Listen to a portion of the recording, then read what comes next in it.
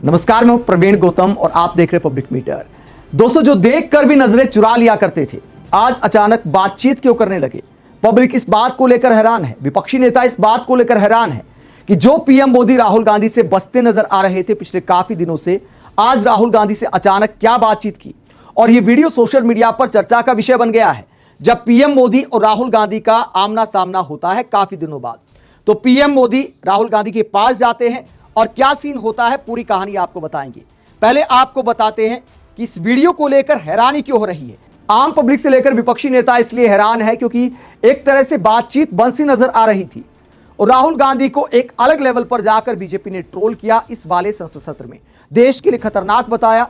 यहां तक कि जो किरण रिजिजू कुछ दिन पहले राहुल गांधी से फिटनेस के टिप्स ले रहे थे, उन्होंने देश के लिए खतरनाक बता दिया राहुल गांधी को।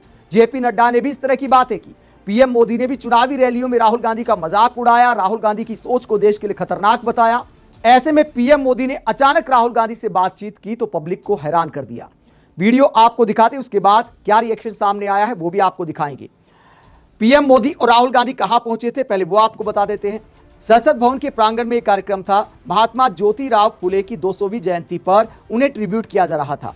राहुल गांधी और बाकी नेता पहले पहुंचते हैं। यहां पर जेपी नड्डा भी आपको दिखाई दे रहे हैं। फिर पीएम मोदी अपनी गाड़ी से उतरते हैं। उसके बाद क्या होता है जरा देखिए।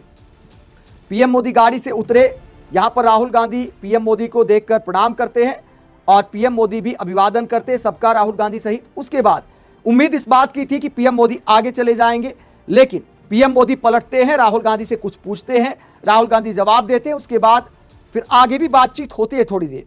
राहुल गांधी कुछ और बताते हैं। तो इस बात की उम्मीद बहुत कम थी। कई बार क्या होता है कि रिश्तों में इतनी खटास आ जाए तो बस औपचारिकता बन जाते हैं कि ठीक है भैया, शिष्टाचार के तहत सामान्य प्रणाम। मोदी जी ने प्रणाम स्वीकार किया और आगे बढ़ गए। लेकिन पीएम मोदी पलटते हैं, फिर राहुल गांधी से बातचीत करते हैं और काफी देर तक ये बातचीत होती है।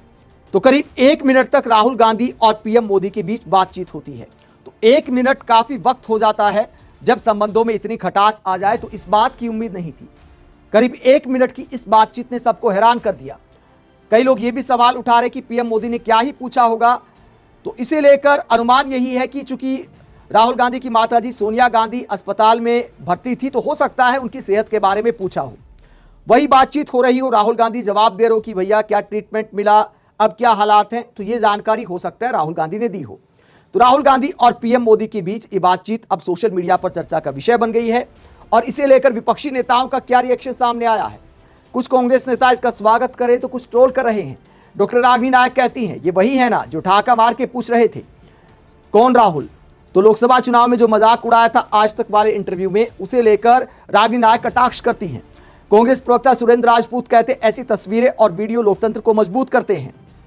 तो इस सामान्य शिष्टाचार का ज्यादातर जो राजनेता है वो स्वागत कर रहे हैं। समाजवादी पार्टी के नेता आईपी सिंह कहते हैं, अरसों बाद प्रधानमंत्री श्री नरेंद्र मोदी और नेता विपक्ष श्री राहुल गांधी आपस में बातचीत करते नजर आए। ये भारतीय लोकतंत्र के लिए अच्छा संदेश है। समय समय पर राजनीतिक विरोध होने चाहिए, लेकिन योगी आदित्यनाथ की भांति दुश्मनी की हद तक नहीं होनी चाहिए।